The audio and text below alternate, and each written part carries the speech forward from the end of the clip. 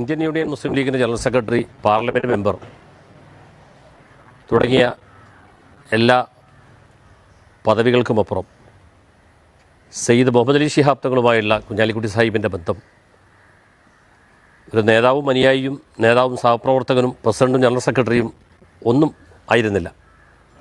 അതിനപ്പുറത്തേക്ക് അവർ സഹോദരസ്ഥാനീയരായിരുന്നു.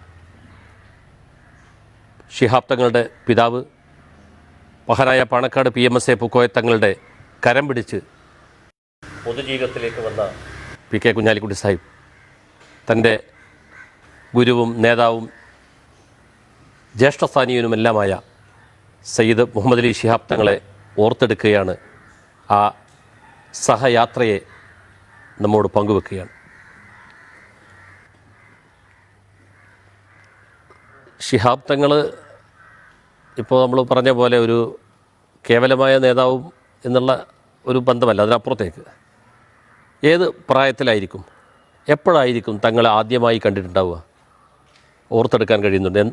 എപ്പോഴായിരിക്കും ശിഹാബ് തങ്ങളെ ആദ്യമായി കണ്ടുമുട്ടിയിട്ടുണ്ടാവുക എന്ന്? ഓർമ്മ വെച്ച നാൾ മുതൽ എന്ന് പറയേണ്ടി വരും. കാരണം എന്താണെന്ന് വെച്ച് കഴിഞ്ഞാൽ ഞങ്ങളുടെ പാപ്പയൊക്കെ വളരെ ചെറുപ്പത്തിൽ മരിച്ചതാണ്. ആ ഒരു സമയത്ത് വീട്ടിൽ ഞങ്ങൾ കുറേ കുട്ടികൾ, വളരെ മൈനർമാരായ 4 വയസ്സ് 2 വയസ്സ് അങ്ങനെയുള്ള, അതാണ് ഓർമ്മ വെച്ച നാൾ ഏതാണെന്ന് ആർക്കും പറയാൻ കഴിയില്ല. ആ സമയം മുതൽ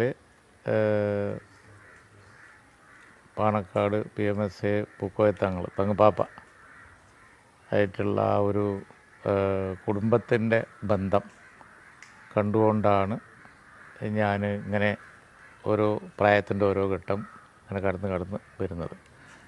അപ്പോൾ ഇങ്ങോട്ടൊക്കെ വരുമ്പോൾ ഒരു പക്ഷേ ഒരു 9ാം ക്ലാസ്, വേങ്ങര സ്കൂളിൽ 9ാം ക്ലാസ്, അല്ലെങ്കിൽ 6, 7, 8, 9 ആ സമയത്തായിരിക്കണം.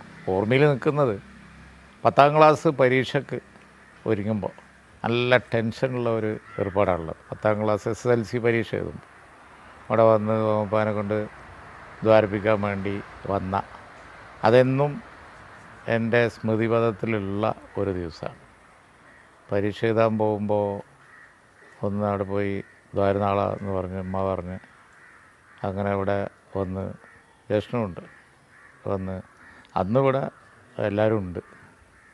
ഒന്ന് ശിഹാബ് തങ്ങളുണ്ട്, ഉമർ അലി ശിഹാബ് തങ്ങളുണ്ട്, ഹൈദരലി ശിഹാബ് തങ്ങൾ, ഇവരൊക്കെ ഉള്ളൊരു ദിവസമാണ്.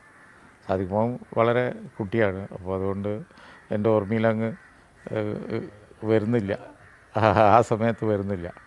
എന്തായാലും ചില അഹമ്മദ് ഉണ്ട്, തങ്ങളുടെ സന്തത സഹചാരി അഹമ്മദ് ഉണ്ട്. ആ ഒരു ദിവസം അത് തന്നെ എൻ്റെ വല്യപ്പാൻ്റെ ജ്യേഷ്ഠൻ, എൻ്റെ പേര് തന്നെയുള്ള, അതാണ് തങ്ങൾ പറഞ്ഞത് കുഞ്ഞാലിക്കുട്ടി ഹാജി. അന്നത്തെ കൈകാര്യകർത്താക്കൾ പാണക്കാട്ടെന്നും അങ്ങനെയാണല്ലോ, ഒരു പൊതുസ്വത്ത് മാതിരിയാണല്ലോ, നാട്ടുകാരാണ്ട് കൈകാര്യം ചെയ്യലാണല്ലോ സംഗതികളൊക്കെ. അവർക്ക് ചുറ്റൊരു ഏർപ്പാടില്ല എന്നും അങ്ങനെ തന്നെ തുടർന്നും നാട്ടുകാരുടെ ഒരു അവകാശം പോലെയാണല്ലോ ഇവിടെ എന്തുണ്ടായാലും. അപ്പോൾ ഇവിടെ വന്ന് എപ്പോഴും ഒന്ന് ഒപ്പുവെച്ച് പോലെ കുഞ്ഞാലിക്കുട്ടി ഹാജിൻ്റെ ഒക്കെ ഒരു പതിവായിരുന്നു. അങ്ങനെ ഈ നാട്ടിൽ ഒരുപാട് ആളുകളുണ്ട്, പ്രമാണിമാരായ ആളുകൾ, പ്രത്യേകിച്ചും എവിടുന്നായാലും വാഹന സൗകര്യമൊക്കെ ഉള്ള എല്ലാവരും ഇവിടെ എത്തിച്ചേർന്നു. അങ്ങനെ എൻ്റെ ഓർമ്മയിൽ ആ 10ാം ക്ലാസ്സൊക്കെ പഠിക്കുന്നതിന് തൊട്ട് മുമ്പായിട്ട് തന്നെ തങ്ങളുണ്ട്. അന്നൊക്കെ കണ്ടു കഴിഞ്ഞാലിപ്പോൾ വളരെ, ഇപ്പോൾ നമ്മൾ ബഷീർ അലി തങ്ങളെയും മുനവറിനെയൊക്കെ കാണുന്ന പോലെ അങ്ങനെ ഒരു രൂപമാണ് എൻ്റെ മനസ്സിൽ ഉള്ളത്. ആദ്യകാലത്തെ ഒരു ദർശനം കാഴ്ച അതാണ്. പിന്നെ പല ഘട്ടങ്ങളിലും എപ്പോഴും കോലായ്മയിൽ കാണുമല്ലോ, ഇവരൊക്കെ കുറേ കാണും. ഇപ്പോൾ തങ്ങളും സാദിഖ് മോനും വിശേഷിപ്പിച്ച മുറി, അതാണ് മൂപ്പരെ ഒരു സ്ഥലം, ഇവിടെ തേങ്ങാക്കൂട് മുറി. അതുപോലെ മനോഹരമായൊരു മുറിയായിരുന്നു. മരത്തിൻ്റെ കോടിമ കൂടി കയറി അവിടെ എത്തിക്കഴിഞ്ഞാൽ നിറയെ പുസ്തകങ്ങളും ഒക്കെ ആയിട്ട് ഇരിക്കുന്ന തങ്ങളെ തന്നെയാണ് എല്ലാവരും കാണുന്നത്. ബഹുമാനപ്പെട്ട തങ്ങളുടെ ഒരു ലോകമുണ്ട്, അതാണ് നേരത്തെ തങ്ങളും സാദിഖ് അലി തങ്ങളുമൊക്കെ ഓർമ്മിച്ചത്. വായന, അതുപോലെ തന്നെ ലോക കാര്യങ്ങൾ. എപ്പോൾ മൂപ്പരെ കണ്ടാലും അഹമ്മദാജി ഇരിക്കണ മുറിക്ക്, ഫോൺ വെച്ച മുറിക്ക് ചിലപ്പോൾ ഒന്ന് വരും. ഏറി വന്നാൽ വന്ന് സംസാരം ഉണ്ടെങ്കിൽ വളരെ അന്തർദേശീയ കാര്യങ്ങളും അത്തരം കാര്യങ്ങൾ ആയിരിക്കും.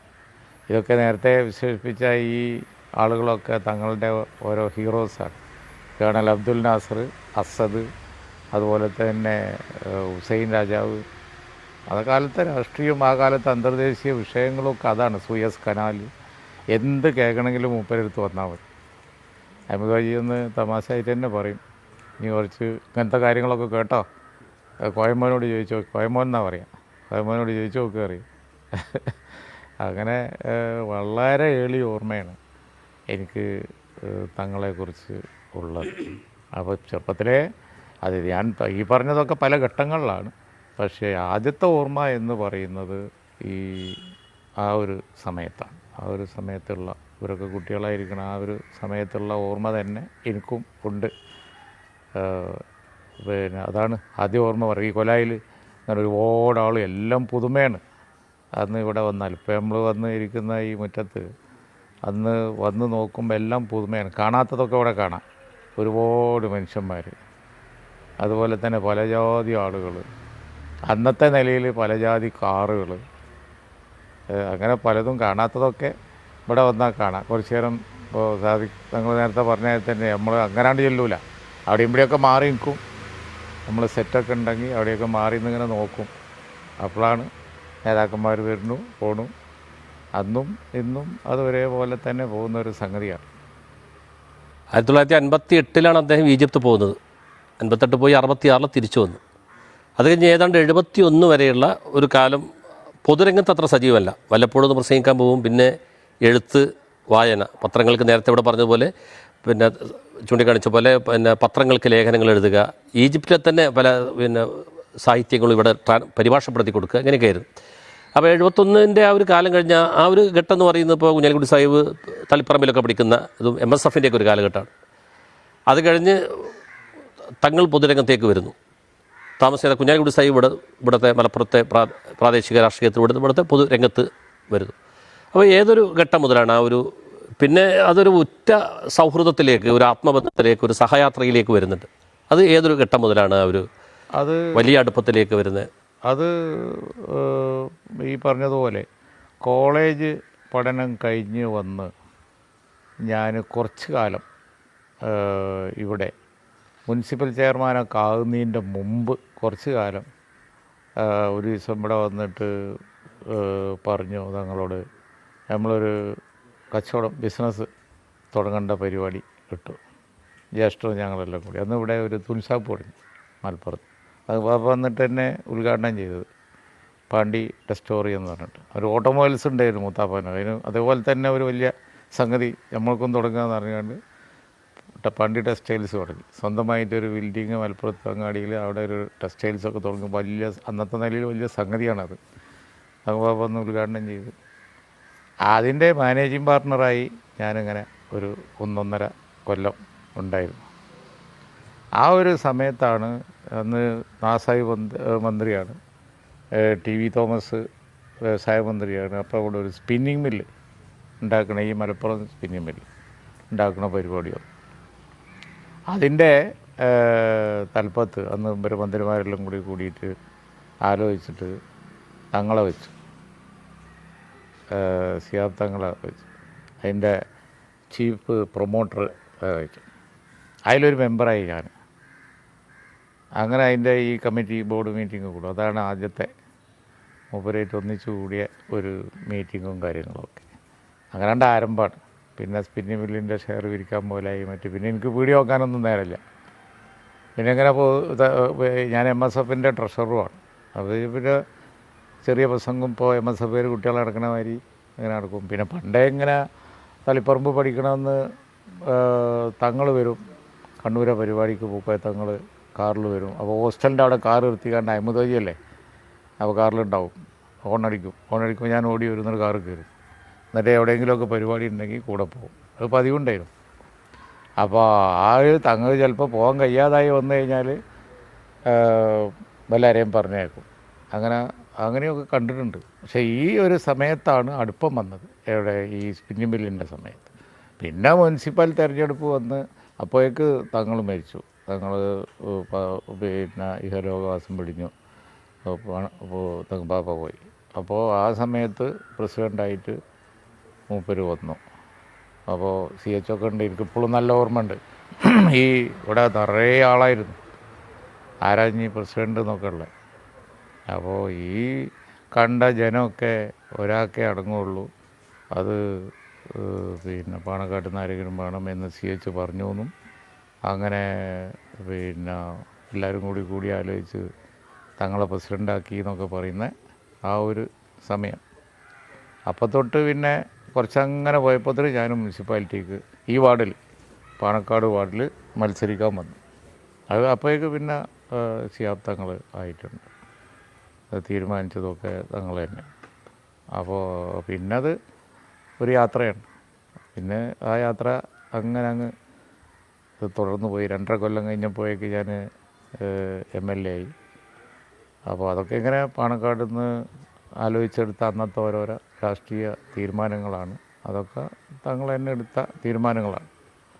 അപ്പോൾ ആ ഒരു കാലത്താണ് വലിയ ബന്ധം. അതായത് കോളേജ് വിദ്യാഭ്യാസം കഴിഞ്ഞ് കച്ചവടം തുടങ്ങി അവിടെ ഇരിക്കുമ്പോൾ അപ്പോഴാണ് ശിഹാബ് തങ്ങളായിട്ടുള്ള വലിയ ബന്ധം കാര്യമായിട്ട് തുടങ്ങുന്നത്. അപ്പോൾ ആ കാലം കൃത്യമാണ്. 75 ജൂലൈ 6 പൂക്കോയ തങ്ങൾ മരണപ്പെടുന്നു. അതെ. 75 സെപ്റ്റംബർ 1 ശിഹാബ് തങ്ങൾ മുസ്ലിം ലീഗിൻ്റെ പ്രസിഡൻ്റ് ആവുന്നു. ഇപ്പോൾ ഈ പറഞ്ഞത് പ്രകാരം ആ ഒരു കാലഘട്ടം തൊട്ട് ശിഹാബ് തങ്ങൾ എന്ന കേരളത്തിലെ ഒരു പൊളിറ്റിക്കൽ ലീഡർ വരികയാണ്. ആ പൊളിറ്റിക്കൽ ലീഡറെ അടുത്തുനിന്ന് കണ്ട്, കൂടെ നടന്ന് കണ്ട്, രാഷ്ട്രീയത്തിലെ നിർണായകമായ തീരുമാനങ്ങൾ, കേരള രാഷ്ട്രീയത്തെ വലിയ വലിയ സംഭവവികാസങ്ങൾ, തിരഞ്ഞെടുപ്പുകൾ, അതുപോലെ വലിയ മുന്നണി മാറ്റങ്ങൾ, മന്ത്രിസഭകളുടെ ഇറങ്ങവും കയറ്റവും അടക്കമുള്ള അത്തരമുള്ള അധികാരത്തിൽ നിന്നുള്ള മുന്നണി മാറ്റങ്ങൾ, ഭാഷാ സമരം, മലപ്പുറത്ത് വെടിവെപ്പ്, പിന്നെ ബാബരി മസ്ജിദ് തകർക്കപ്പെട്ടതുപോലുള്ള വലിയ സംഭവങ്ങൾ, ആ സമയത്ത് പാർട്ടിക്കുള്ളിൽ തന്നെ ഉണ്ടാകുന്ന ഭിന്നാഭിപ്രായങ്ങൾ, ഇതിനൊക്കെ നേരിടുന്ന ഒരു കപ്പിത്താൻ, ഒരു നായകനുണ്ടല്ലോ, ആ ഒരു ലീഡർഷിപ്പിനെ എങ്ങനെയാണ് ഒരു പൊളിറ്റിക്കൽ ലീഡർ, സ്പിരിച്വൽ ലീഡർ എന്ന നിലക്ക് തങ്ങൾ ഇങ്ങനെ നിലക്കുന്നു. പക്ഷേ ഒരു പൊളിറ്റിക്കൽ ലീഡർഷിപ്പ് എന്ന നിലക്ക്, രാഷ്ട്രീയ നേതൃത്വം എന്ന നിലക്ക് എങ്ങനെയാണ് തങ്ങളുടെ ഒരു ഇടപെടലുണ്ടായിരുന്നത് കേരള രാഷ്ട്രീയത്തിലും സംഘടനാ രംഗത്തും?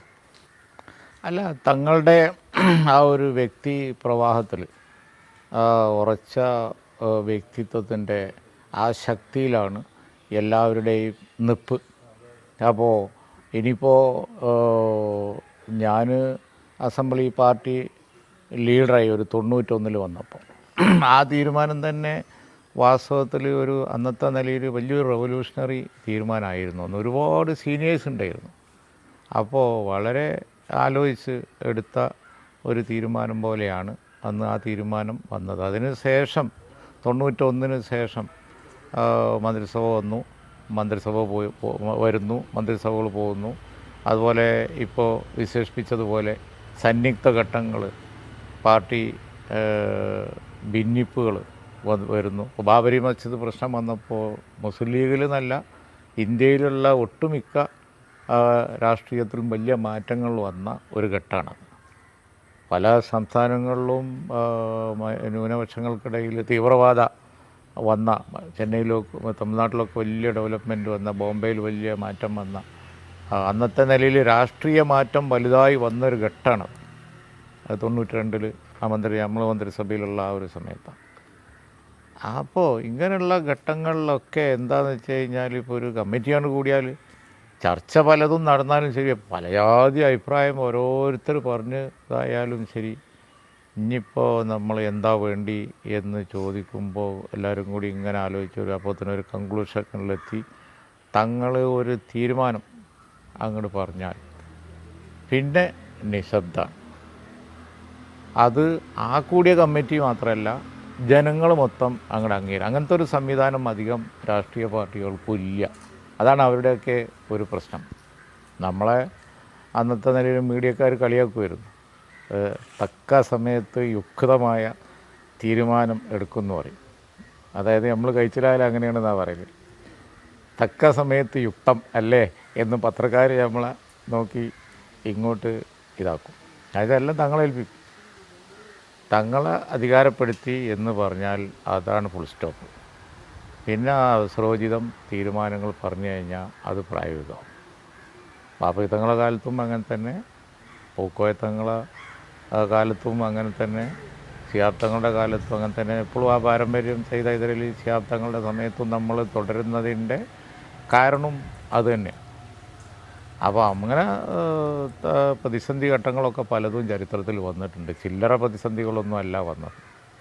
വേറെ ഒരു ലീഗ് ഉണ്ടായി.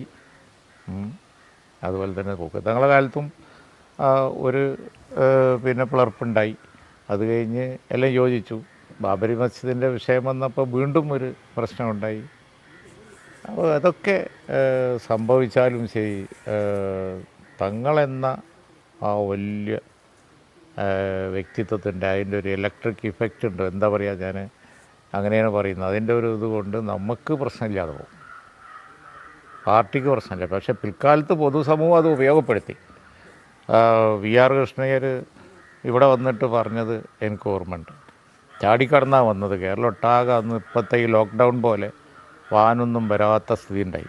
ബാബരി മസ്ജിദിൻ്റെ തകർച്ച കഴിഞ്ഞതിന് ശേഷം കോട്ടക്കുന്ന് ഇങ്ങോട്ട് നടന്നൊക്കെയാണ് വന്നത്. അതുവരെ എങ്ങനെയൊക്കെ വന്നിട്ട് ഇവിടെ വന്നിട്ട് തങ്ങളോട് പറഞ്ഞു, തങ്ങൾക്ക് ഇപ്പോൾ ഇവിടെ ഈ സമൂഹം അടങ്ങുള്ളൂ, അതുകൊണ്ട് തങ്ങളെല്ലാവരോടും സമാധാനം പാലിക്കാൻ പറയണം. അപ്പോൾ തങ്ങൾ പറഞ്ഞു, സമൂഹം അടങ്ങുകയും ചെയ്തു. കേരളമാണ് വാസ്തവത്തിൽ, ബാക്കി ഇന്ത്യയിൽ മുഴുവൻ വൻ വർഗീയതകൾ നടന്നപ്പോൾ കേരളത്തിൽ കാര്യമായ പ്രശ്നമില്ലാതെ പോയത് അതുകൊണ്ടാണ്. അപ്പോൾ അത് വല്ലാത്തൊരു വ്യക്തിത്വമായിരുന്നു. ആ വ്യക്തിത്വത്തിൻ്റെ അഭാവം വാസ്തവത്തിൽ സമൂഹത്തിൽ ഏത് കാലത്തും നിൽക്കും. അത് മേക്കപ്പ് ചെയ്യാനാണ് ഇപ്പോൾ എല്ലാവരും നോക്കുന്നത്. ബഹുമാനപ്പെട്ട തങ്ങളും അതുപോലെ തന്നെ പാണക്കാട് കുടുംബമൊക്കെ ഇന്നിപ്പോൾ നമ്മൾ ഈ മുറ്റത്താണ് ഇരിക്കുന്നത്. കാലാകാലങ്ങളിലും ഈ ഒരു നേതൃത്വം സമൂഹത്തിന് ഒരനുഗ്രഹമാണ്. ആരെങ്കിലും ഒന്ന് പറഞ്ഞാൽ എല്ലാവരും കേൾക്കണ്ടേ, അല്ലെങ്കിൽ വാളെടുത്തവൻ മുഴുവൻ വെളിച്ചപ്പാടാവും.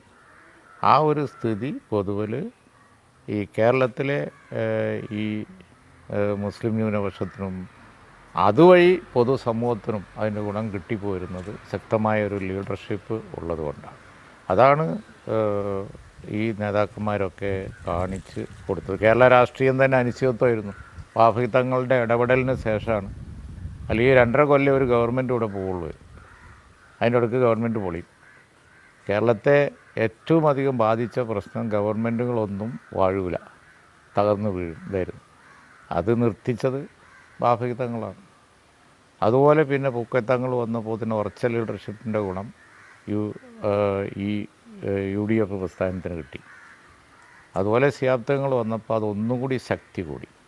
ശിഹാബ്ദങ്ങളുടെ കാലത്താണ് മാക്സിമം പല പ്രതിസന്ധികളിലൂടെയും കടന്നുപോയെങ്കിലും മാക്സിമം സീറ്റ് MLA-മാർ മന്ത്രിമാർ ഒക്കെ ഉണ്ടായത്. ഒരു ഘട്ടത്തിൽ 91 കാസർഗോഡ് നിന്നൊരു മന്ത്രി, കൊല്ലത്തു നിന്നൊരു മന്ത്രി, കേരളം ഒട്ടാകെ MLA-മാരും മന്ത്രിമാരുള്ള ഒരു പാർട്ടിയായി തങ്ങളെ സമയത്ത് വളർന്നു. ഇതൊക്കെ ചരിത്രമാണ്. ശരിയാണ്. ഇപ്പോൾ മുഖ്യമന്ത്രി ഉണ്ടായത് തങ്ങളുടെ കാലത്താണ്, കേന്ദ്രമന്ത്രി ഉണ്ടായത് തങ്ങളുടെ കാലത്താണ്, കേന്ദ്രമന്ത്രി ഉണ്ടായത്, നമുക്ക് ഏറ്റവും വലിയ പാർട്ടിയായത്, കൂടുതൽ MLA-മാരുള്ള കക്ഷിയായി മാറുന്നത്, ഇന്നത്തെ നിലയ്ക്ക് വളർത്തിയത് ശിഹാബ്ദങ്ങളാണ്. അത് നിലനിർത്തുകയാണ് ഇപ്പോൾ തങ്ങളുടെ ബാക്കിയുള്ളവർ ചെയ്തുകൊണ്ടിരിക്കുന്നത്. ഒരു പൊളിറ്റിക്കൽ ലീഡർഷിപ്പിൻ്റെ ആ ഇച്ഛാശക്തിയും നയതന്ത്ര വൈദഗ്ധ്യവും നയചാരുതയും എല്ലാം ശിഹാബ്ദങ്ങളുടെ ഒരു ലെജൻഡ് എന്നുള്ള കേരള രാഷ്ട്രീയത്തിൽ തന്നെ ഒരു ഇതിഹാസ സമാനമായ വ്യക്തിത്വമായിട്ട് തങ്ങളെ ഇങ്ങനെ ഉയർത്തി നിൽക്കുന്നുണ്ട്. കൂടുതൽ തന്നെ ഈ വ്യക്തിപരമായ അനുഭവങ്ങൾ, തങ്ങളുമായുള്ള ഒരുമിച്ചുള്ള യാത്രകൾ, തങ്ങൾ എന്ന് പറയുന്ന ഒരു സ്വകാര്യ വ്യക്തി, തങ്ങളെന്ന് പറയുന്ന ഒരു സൗഹൃദമുണ്ടല്ലോ, ഒരു സ്വകാര്യ വ്യക്തി, എങ്ങനെയാണ് ആ ഒരു വ്യക്തിപരമായ അനുഭവങ്ങൾ എങ്ങനെയാണ്? എൻ്റേത് തങ്ങളുമായിട്ടുള്ള ഇത് കേവലം രാഷ്ട്രീയ ബന്ധം അല്ലാത്ത രൂപത്തിലാണ് ആ പ്രാരംഭഘട്ടം മുതൽ തന്നെ പോന്നിരിക്കുന്നത്. കാരണം വെച്ചാൽ പിന്നെ ഏത് കാര്യമാണെങ്കിലും ശരി, ഒരു ജ്യേഷ്ഠാഞ്ചന്മാർ സംസാരിക്കുന്നത് പോലെയാണ്. ആ ഒരു ഡിസ്റ്റൻസും ഉണ്ടായിരുന്നു ഞങ്ങൾ തമ്മിൽ. ഒരു ജ്യേഷ്ഠാഞ്ചനും തമ്മിൽ സ്വാഭാവികമായി ഉണ്ടാകാവുന്ന ഒരു ഡിസ്റ്റൻസ് എപ്പോഴും ഉണ്ട്. അതേ അവസരത്തിൽ ആ അടുപ്പമുണ്ട്. ജന്മനാ ജ്യേഷ്ഠാഞ്ചനല്ലെങ്കിലും ശരി ആ ഒരു നിലയിലാണ്. അത് ഞാൻ മാത്രമല്ല, ഞങ്ങളുടെ കുടുംബത്തിലെല്ലാവരും ഏതാണ്ട് ഹൈദരാബാദിയാണെങ്കിലും വേറെയുള്ളവരാണെങ്കിലും ഒക്കെ ഒരു ആ ഒരു രൂപത്തിലാണ്. പാണക്കാട്ട് ഉള്ള ആളുകൾ എല്ലാവരും കണ്ടിരുന്നത് അങ്ങനെയാണ്. അത് വിളിയിൽ മനസ്സിലാവും, പുറത്തുള്ള ആളുകൾ വിളിക്കുന്നവരാവില്ല. അതേപോലെ തന്നെ പെരുമാറ്റത്തിലുണ്ടാവും. അങ്ങനെ അത് ചെറുപ്പത്തിൽ ഇങ്ങനെ ശീലിച്ച് വന്ന ഒരു സംഗതിയാണ്. അതുകൊണ്ട് തന്നെ വ്യക്തിപരമായ സംഭാഷണമുണ്ട്, കുടുംബത്തിലെ കാര്യങ്ങൾ സംസാരിക്കും, കുട്ടികളെ കാര്യങ്ങൾ സംസാരിക്കും. ഇപ്പോൾ ബഷീർമോനും മുനവറും ഒക്കെ ചെറുതാവുമ്പോൾ പിന്നെ അങ്ങനെ എന്തെങ്കിലും ഒരു ആഭ്യന്തര കാര്യം സംസാരിക്കുകയാണെങ്കിൽ ഞാൻ അതിലും കൂടും. കല്യാണമോ കാര്യമോ ബാക്കിയുള്ളവ വരുമ്പോൾ അതിലും കൂടും. അത് നമ്മളെ പൂർവികരൊക്കെ കൂടിയിരുന്നു. നാട്ടുകാർ എല്ലാത്തിലും, ഇവിടുത്തെ എല്ലാ കാര്യത്തിലും നാട്ടുകാരും ഇടപെടും. കാരണം വെച്ചാൽ കല്യാണം, തങ്ങൾ നേരത്തെ പറഞ്ഞ കല്യാണ പന്തൽ അത് ഒരുക്കണ സമയം, അതുപോലെ തന്നെ അവിടെ ചോറ് വെക്കുന്ന സമയം, ഇതൊക്കെ ഓരോരുത്തരാണ്ട് ഏറ്റെടുക്കലാണ്. അങ്ങനെ നമ്മളെ കുടുംബത്തിൽ എന്തൊക്കെ ചെയ്യുന്നോ അതൊക്കെ ചെയ്തുകൊണ്ടാണ് ഞാനും ഓരോ ഘട്ടത്തിലും പോകുന്നുള്ളൂ. അപ്പോൾ ആ വ്യക്തിബന്ധമുണ്ട്. യാത്രയിൽ നിർബന്ധമായിട്ടും ഉണ്ടാവും, ഇല്ലാതൊക്കില്ല. അത് പ്രത്യേകം പറയേണ്ട ആവശ്യമില്ല. എവിടെ പോവുകയാണെങ്കിലും ഞാൻ കൂടെ ഉണ്ടാവും. ഒരു സഞ്ചാരി ആയിട്ടുള്ള തങ്ങൾ, ഒരു യാത്രക്കാരനായ തങ്ങൾ എങ്ങനെയാണ് ഒരു യാത്രക്കാരൻ്റെ ഒരു ജീവിതം? ഞാനിപ്പോൾ നമ്മളൊരു യാത്ര എപ്പോഴും ഓർമ്മിക്കുന്നത് ഗൾഫ് യാത്ര. ഞാൻ ആദ്യം കണ്ടത് തന്നെ തങ്ങളെ കൂടെ അബുദാബിയിൽ. ആദ്യം 84 കൊല്ലം നല്ല ഓർമ്മയില്ല, 84. ഞാൻ ആദ്യം ദുബായ് കാണുന്നത് തങ്ങളെ കൂടെ ചെന്ന് പോയത്. ആ സമയത്ത് പിന്നെ 12 ദിവസം ഉണ്ടായിരുന്നു ആ പര്യടനം. അപ്പോൾ അത് കഴിഞ്ഞിട്ട് എന്നോട് പിന്നെ അന്നത്തെ നമ്മളെ നേതാക്കന്മാരൊക്കെ കൂടി അവിടുന്ന് ചോദിച്ചു, എങ്ങനെയുണ്ട് ചോദിച്ചു. ഞാൻ പറഞ്ഞു, ഒരു 10-12 ദിവസം മനുഷ്യന് ഉറങ്ങിയില്ലെങ്കിലും മരിക്കൊന്നുമില്ല എന്ന് മനസ്സിലായി പറഞ്ഞു. കാരണം വെച്ചാൽ അങ്ങനെയാണ്, ആളുകൾ വന്നിട്ട് തങ്ങളെടുത്ത് രാവും പകലും ഇല്ല. രാത്രി വളരെ വൈകിയാണ് പോവുക. അന്നത്തെ നിലയിൽ അതൊക്കെ വളരെ അത്യപൂർവമായ കാഴ്ച. എപ്പം നമുക്കൊക്കെ അത് അനുഭവമുണ്ട്. സുബൈക്ക് എണീച്ച് വരുന്നവർ വേറെ ഉണ്ട്, ഒരു നേരത്തെ എത്തും, ഡ്യൂട്ടി മാറുക, ഒരു നേരത്തെ എത്തും. നമ്മൾ ഉറങ്ങിയില്ലേ എന്നുള്ള നോട്ടം അവർക്കില്ല. വൈകി പോകണമല്ലോ അങ്ങനെ പോവും. ഓലങ്ങ് പോയി കുറച്ച് കഴിയുമ്പോഴത്തേന് നമ്മൾ കിടക്കാൻ നോക്കുമ്പോഴത്തേന് സുബിയായിപ്പോത്തിന് ഓല് വരും. ഹോട്ടലൊക്കെ വെറും പ്രതിസന്ധിയിലായി. വലിയ ഹോട്ടലൊക്കെ പ്രതിസന്ധിയിലായി. അത് തന്നെ ഖത്തറിൽ ചെന്നപ്പോഴും അവിടെ പിന്നെ ഇതേമാതിരി ഒരു പോക്ക് പോയപ്പോൾ ഇതേമാതിരി ഹോട്ടലിൻ്റെ പ്രവർത്തനം നിലച്ചു തങ്ങൾ ചെന്നപ്പോൾ. ഇന്നത്തെ മാതിരി എപ്പോഴും സംഭവിക്കുന്ന ഒന്നല്ലല്ലോ, എപ്പോഴും സംഭവിക്കുന്ന ഒന്നല്ലല്ലോ അന്നത്തെ വിസിറ്റ്. അത്യപൂർവമായി നടക്കുന്നതല്ലേ. പിന്നെ ഇസ്ലാമിക് സെൻറ്ററിലൊക്കെ അന്ന് ബിൽഡിങ്ങൊന്നും വന്നില്ല അവിടെ തോന്നുന്നു. അവിടെയൊക്കെ വലിയ ജനക്കൂട്ടം, അതൊക്കെ ഭയങ്കര പുതുമയാണ്. ഒരു വിദേശ രാജ്യത്ത് ഇത്രയധികം ജനങ്ങൾ കൂടെ, ആ ജനങ്ങൾ തങ്ങൾക്കേ കൂടിയിട്ടുള്ളൂ. അത് ആളുകൾ പറയായിരുന്നു, ഇന്ദിരാഗാന്ധി വന്നിട്ടാണ്, അപ്പോൾ ഇത്ര ആളുണ്ടായില്ല. കാരണം മലയാളികളായോലും മുഴുവൻ നാനാജാതി മതസ്ഥർ അന്ന് അവിടെ എത്തിയിരുന്നു. അതാണ് അത്. ഒരുപാട് വിദേശ വരികൾ അതായത് അതേ കാഴ്ച വിദേശങ്ങളിലും മറ്റു സ്ഥലത്തൊക്കെ ചെന്നപ്പോൾ ഒരുപാട് രാജ്യങ്ങളിൽ തങ്ങളുടെ കൂടെ ഞാൻ പോയിട്ടുണ്ട്. അവിടെയൊക്കെ ലണ്ടനിലും അതുപോലെ തന്നെ മറ്റു പല സ്ഥലങ്ങളിലും അവിടെയൊക്കെ ചെല്ലുമ്പോഴും പിന്നെ വിദേശങ്ങളിൽ ചെന്ന് കഴിഞ്ഞിട്ടുണ്ടെങ്കിൽ തങ്ങൾക്ക് വിദേശ രാജ്യങ്ങൾ എന്ന് പറഞ്ഞു കഴിഞ്ഞാൽ വളരെ പരിചിതമാണ്. നമുക്കത്ര തന്നെ അന്നില്ല. പക്ഷേ തങ്ങൾ വന്നു എന്ന് അറിഞ്ഞു കഴിഞ്ഞാൽ പിന്നെ വരാത്തോലാരും ഉണ്ടാവില്ല. പിന്നെ ഈ നേരത്തെ തങ്ങൾ പറഞ്ഞ പോലെ, ആറ്റിപ്പ് പറഞ്ഞതുപോലെ, വിദേശത്ത് പഠിച്ചത് കൊണ്ട് മൂപ്പർക്ക് ക്ലാസ്മേറ്റ്സും അങ്ങനെ ഉയർന്ന ആളുകളും ഇല്ലാത്ത സ്ഥലം എവിടെ ഇല്ല. എവിടെ ചെന്നാലും അന്നത്തെ കൈറോ യൂണിവേഴ്സിറ്റി എന്ന് പറഞ്ഞാൽ ഇപ്പോഴത്തെ മാതിരിയൊന്നുമല്ലല്ലോ, അപൂർവമായ ഹൈ ലെവൽ സർവകലാശാലയല്ലേ. അവിടെ പഠിച്ചോലെ എവിടെ ചെന്നാലും ഉണ്ടാവും. അവരെങ്ങനെയും തങ്ങൾ വന്നിട്ടുണ്ട് അറിഞ്ഞാൽ വരും. അതിൽ വലിയ വലിയ ആളുകളുണ്ട്, രാഷ്ട്രതലവന്മാരൊക്കെ ഉണ്ടായിരുന്നു. പിന്നെ പ്രസിഡൻറ്റ്, വൈസ് പ്രസിഡൻറ്റ്, അതുപോലെ തന്നെ വൈസ് ചാൻസലറും അങ്ങനത്തെ ആളുകളൊക്കെ വരും. നമ്മൾ മാറിയിരിക്കും, മൂപ്പരായിട്ട് അറബിയിൽ അങ്ങനെ സംസാരിക്കും. അങ്ങനെയുള്ള ആളുകളൊക്കെ ഉണ്ടായിരുന്നു. പിന്നെ ഒരു സ്ഥലത്ത് ചെന്നപ്പോൾ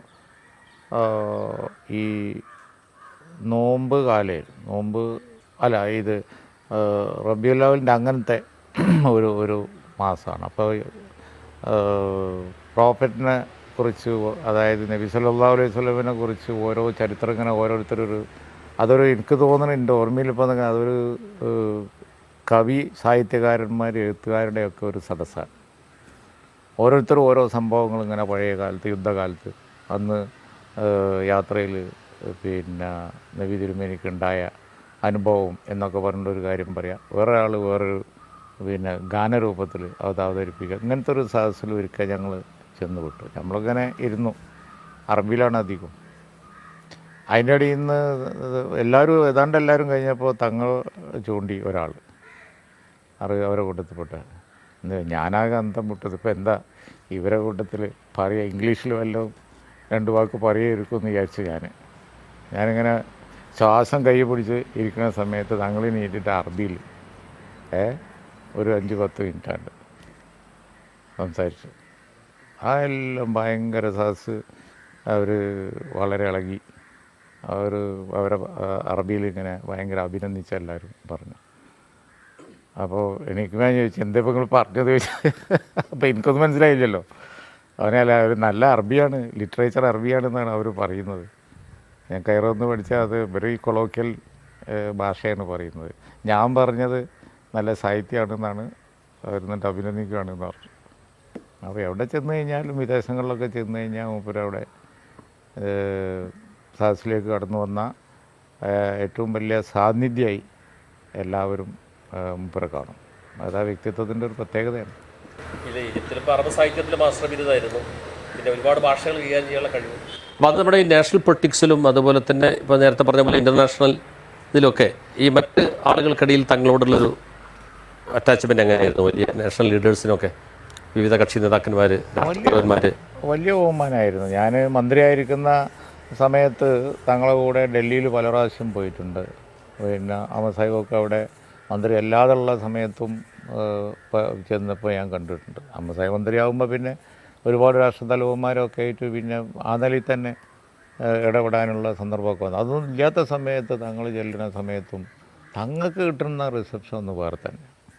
അപ്പോൾ ഞാനും ഒരു മിനിസ്റ്റർ ആണെങ്കിലും, ക്യാബിനറ്റ് മിനിസ്റ്റർ, ഇവിടുത്തെ മിനിസ്റ്ററാണ് അതാ ഇതാന്നൊക്കെ പറഞ്ഞാലും ശരി, തങ്ങൾക്ക് കിട്ടുന്ന ആ ഒരു ഇത് ഒന്ന് വേറെ തന്നെയാണ്. ഇപ്പോഴും അത് തുടരുന്നു. അവിടെ ചെന്ന് കഴിയുമ്പോൾ ഇപ്പോൾ 2 ദിവസം മുമ്പ് സോണിയാഗാന്ധി തങ്ങളെ വിളിച്ചില്ല. ആ സൗഹൃദം ചെയ്ത് തങ്ങളെ കാലത്ത്, തങ്ങളുടെ കാലത്ത് തുടങ്ങിയതാണ്. തങ്ങളെ ലീഗിൽ ഒരു 10-25 കൊല്ലം കഴിഞ്ഞപ്പോൾ പിന്നെ കടപ്പുറത്ത് വമ്പിച്ച ജനങ്ങൾ പങ്കെടുത്ത ഒരു പരിപാടി ഉണ്ടായി. അന്ന് സോണിയാഗാന്ധി ഒന്ന് പങ്കെടുത്തല്ലോ. അങ്ങനെ എനിക്ക് തോന്നുന്നില്ല സോണിയാഗാന്ധി ഏതെങ്കിലും ഒരു ആളുടെ ഒരു പാർട്ടിയുടെ ഒരു വാർഷികം 25 ഇയേഴ്സ് കഴിഞ്ഞപ്പോൾ ഉള്ള സെലിബ്രേഷന് സോണിയാഗാന്ധി പോവുക. അങ്ങനെ എല്ലാവർക്കും ആവല്ലോ. മുലായം സിംഗ് വന്നിട്ടുണ്ട് ഒരിക്കൽ തങ്ങളുടെ പരിപാടിക്ക്. അതൊക്കെ തങ്ങളുടെ ഒരു വ്യക്തിത്വത്തിൽ അഹമ്മദ് സാഹിബൊക്കെ മന്ത്രിയാവുന്നതിന് മുമ്പ് തന്നെ തങ്ങൾക്ക് ആ ഒരു സ്വീകാര്യത എല്ലായിടത്തും ഉണ്ടായിരുന്നു. തങ്ങളെല്ലാവരും അറിയായിരുന്നു. അതുപോലെ തന്നെ ഇതാവുകയും ചെയ്യും. അത് ആ ഒരു നിലക്ക് വന്നുകൊണ്ടാണ് ഇപ്പോഴും ഹൈദരലി ശിഹാബ് തങ്ങളുമായിട്ട് ആ ബന്ധം അവരൊക്കെ പുലർത്തുന്നു. തങ്ങൾ കുടുംബത്തോട് അത് പ്രത്യേകത ആയിട്ട് തന്നെ ഇപ്പോഴും അവിടെയൊക്കെ നിൽക്കുന്നു. അതിൻ്റെയൊക്കെ കാരണം ഇങ്ങനെ പാരമ്പര്യമായിട്ട് വന്നു. അത് കഴിഞ്ഞ് തങ്ങൾ അത് പൂർവാധികം മിനുക്കിയെടുത്തു. അത് വലിയൊരു ചരിത്രമായി മാറി. പറഞ്ഞു വന്നത് തങ്ങളായിട്ട് ഈ യാത്രയിലൊക്കെ വളരെ വ്യക്തിപരമായിട്ടുള്ള ഒരു ബന്ധം അമ്പുവജി ഒപ്പം നടന്നതിനെ എങ്ങനെയോ അങ്ങനെ പിൽക്കാലത്ത് ഇവിടെ വന്നു കഴിഞ്ഞിട്ടുണ്ടെങ്കിൽ ഒഴിവുള്ള സമയത്ത് അന്ന് അഹമ്മദ് വജി ഇല്ലെങ്കിൽ ഫോൺ എടുക്കുക ഞാനാണ്. മാസം കണ്ടാലൊക്കെ ഒഴിവുണ്ടെങ്കിൽ ഞാനിരിക്കും ഫോൺ വെച്ച മുറിയിൽ. അഹമ്മദ് വജി എണീക്കുമ്പോൾ ഇരുത്ത് തന്നെയാണ്. നീ അവിടെ ഇരിക്കേ, ഫോൺ കുറച്ച് ക്ഷമ വേണം. മാസം കണ്ടോ, പിന്നെ അതിൻ്റെ എപ്പോഴാണ് കണ്ടത്, എങ്ങനെയാണ് കണ്ടതെന്ന് വിശദീകരിച്ച് കൊടുക്കാൻ, നോമ്പിന്, പെരുന്നാളിന് ഒക്കെ. അങ്ങനെ ഉള്ള ഒരു രാഷ്ട്രീയമാണ്. വെറും രാഷ്ട്രീയമായിട്ടല്ല ഞാനും ഇവിടെ വളർന്ന് വന്നത്. അതിങ്ങനെ നേരത്തെ തങ്ങൾ പറഞ്ഞതുപോലെ സാദിഖ് അലി ശിഹാബ് തങ്ങളും ഓർമ്മിച്ച പോലെ പരമ്പരാഗതമായി ഇങ്ങനെ വന്നിട്ടുള്ളതാണ്. പരമ്പരാഗതമായി വന്നുള്ള ഒരു അറിയപ്പെടുന്ന ഒരുപാട് കാലത്തെ ചരിത്രം അതിനുണ്ട്. തങ്ങൾ അഹമ്മദ് വജി പറഞ്ഞ കഥയാണ്. തങ്ങൾ ചെറിയ കുട്ടിയാവുമ്പോൾ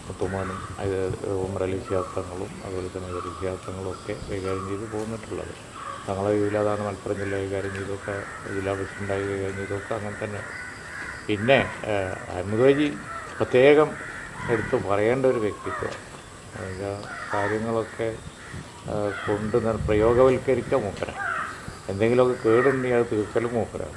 ആരെങ്കിലും അടി ഉണ്ടെങ്കിൽ അടി കൊള്ളലും മൂപ്പരാണ്. കാരണം എന്താ വെച്ചാൽ എന്തുണ്ടെങ്കിലും അത് തടുക്കലും മൂപ്പരാണ്.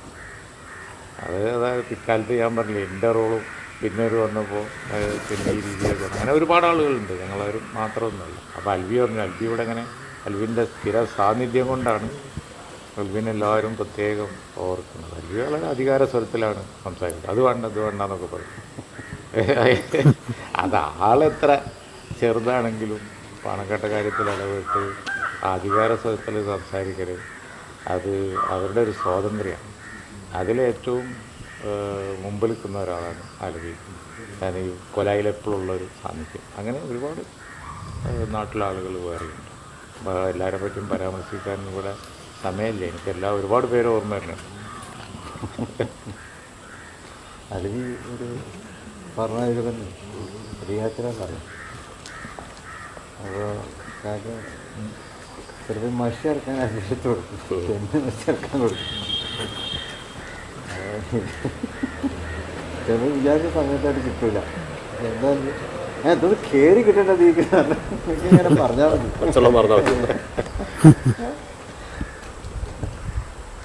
അത് ഇതൊക്കെ ആസ്വദിക്കുകയും ചെയ്യും. എല്ലാവരും ആസ്വദിക്കും. അഹമ്മദ് ഹാജി എന്ത് പറഞ്ഞു, അത് വളരെ കടുത്ത ഭാഷയിലാണ് ചിലപ്പോൾ പറയും, വളരെ കടുത്ത ഭാഷയിൽ. അത് വേണ്ട ഇത് വേണ്ട അത് പറ്റൂല ആര് പറഞ്ഞു, അങ്ങനെയുള്ള കടുത്ത ഭാഷയിൽ പറയും. അലവിയും ഏതാണ്ട് അതൊക്കെ അങ്ങനെയൊക്കെ തന്നെ പറയും. നാട്ടുകാർ അങ്ങനെ പറയുന്ന പലരും ഉണ്ട്. പണക്കടുത്ത കാര്യത്തിൽ ആധികാരികമായി ഇടപെടാനുള്ള അധികാരം എനിക്കുണ്ട് എന്നാണ് പലരും വെപ്പ്. അതൊന്നും ആർക്കും ചോദ്യം ചെയ്യാൻ പറ്റില്ല. അത് വളരെ സാധാരണക്കാരനായിരിക്കും ചിലപ്പോൾ. പൂക്കോട്ടങ്ങളെ പറ്റി തന്നെ അങ്ങനെ ഒരു കഥ ഉണ്ട്. ഇവിടെ ഒരുപാട് ആളുകൾ VIP ഒക്കെ ഉള്ള ഇടയിൽ കൂടി ഒരു ദിവസം ഇറങ്ങിയാണ് പോയി. അപ്പം നോക്കുമ്പോൾ എവിടുക്കാൻ പോയി എന്നെല്ലാവരും കൂടി അന്വേഷിച്ച് നോക്കുമ്പോൾ അവിടെ കല്ല് വെട്ടണ ഒരാളെ വീട്ടിൽ കല്യാണം, കൂട്ടുകല എനിക്കിപ്പോൾ അയാളെ പേര് ഓർമ്മയില്ല. അയാളെ വീട്ടുക വയ്ക്കണം. കാരജവും വാശി പിടിച്ചു. അങ്ങനെ എന്താ കല്യാണം ഉണ്ടാക്കുകയാണ്. കല്യാണത്തിൻ്റെ ദിവസം വന്നിട്ട് ഒരാൾ ഇവിടെ വന്നിട്ട് ഇങ്ങനെ വാശി പിടിച്ചാൽ പിന്നെ പോവല്ലാതെ വയ്ക്കുണ്ടാവും. അവിടെ പോയി എല്ലാവരും കാത്ത് കണ്ടി വന്നു. അതായത് നാട്ടുകാരുടെ അവകാശമാണ് അത്.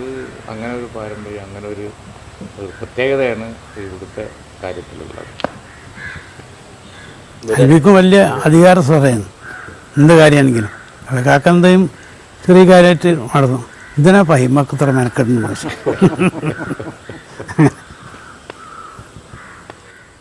ഒരു കുത്തുവാക്കൻ്റെ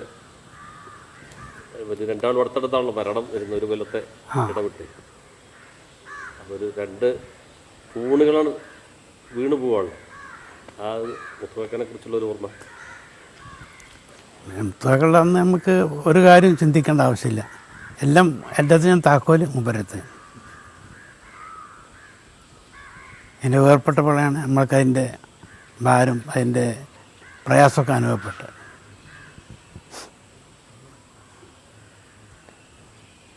എല്ലാ കാര്യത്തിനും വ്യാഖ്യാനിച്ചു കൊടുത്തത് നമ്മുടെ കുടുംബത്തിലുള്ള ഏത് സന്ദർഭത്തിലുള്ള വ്യാഖ്യാനമായിരുന്നു നോക്കത്.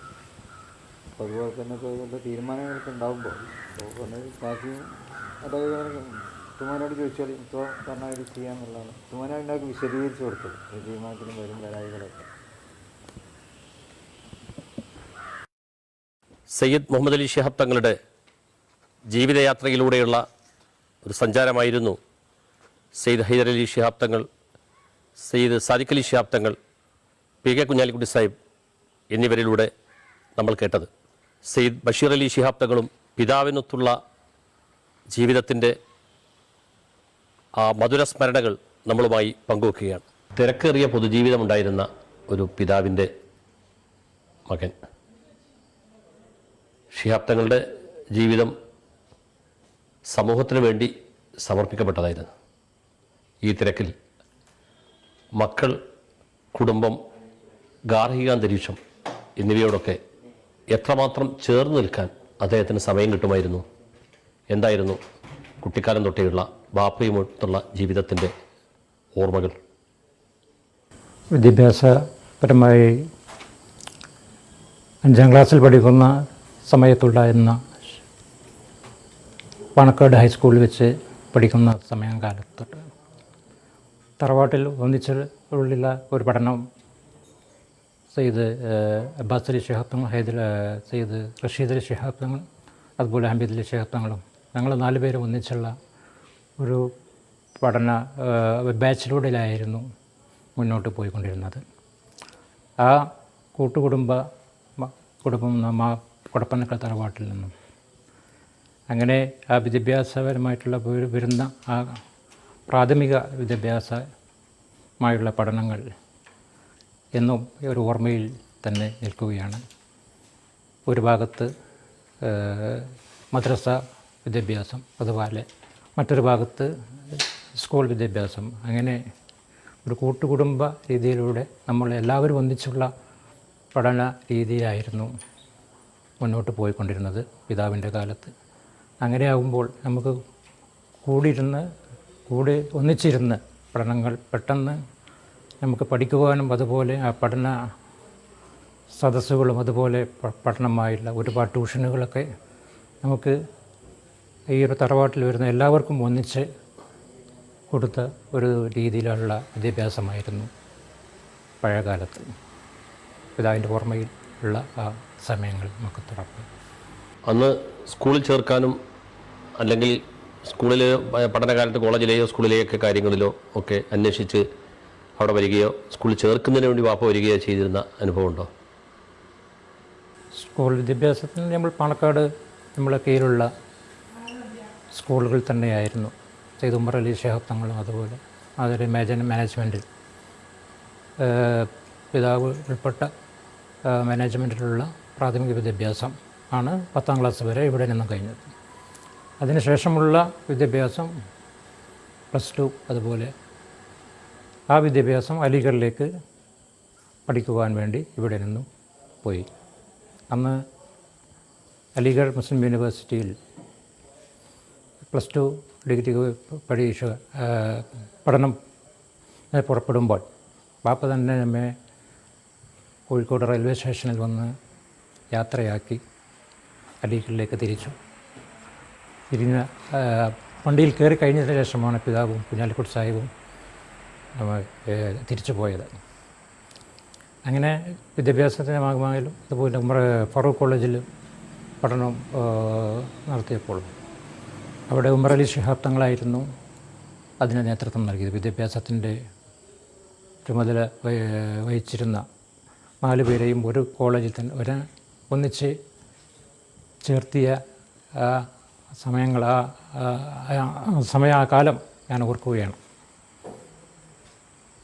അങ്ങനെ വിദ്യാഭ്യാസത്തിൻ്റെ കാര്യത്തിൽ വളരെയധികം ശ്രദ്ധ കേന്ദ്രീകരിച്ചിട്ട് തന്നെയായിരുന്നു പിതാവിൻ്റെ നമ്മോടുള്ള സമീപനം. അതുപോലെ അലിഗഡിൻ്റെ ഡിഗ്രി അതുപോലെ ഉള്ള വിദ്യാഭ്യാസ ഘട്ടത്തിലൊക്കെ ഇനിയും തുടർന്ന് MA വരെ പഠിക്കുവാനും പിതാവ് എന്നോട് അഭ്യർത്ഥിച്ചിരുന്നു. അത് ഡൽഹിയിലോ അതുപോലെ മറ്റുള്ള യൂണിവേഴ്സിറ്റിയിലോ ഡൽഹിയിൽ പഠിക്കുവാനുള്ള അഭ്യർത്ഥിച്ചിരുന്നു എന്നുള്ളതാണ്. അലിഗഡിൽ പഠിക്കുന്ന കാലത്ത് അവിടെ വന്നിരുന്നു? അവിടെ കാണാൻ വന്നിരുന്നു. അത് പരീക്ഷയുടെ സമയത്തായിരുന്നു.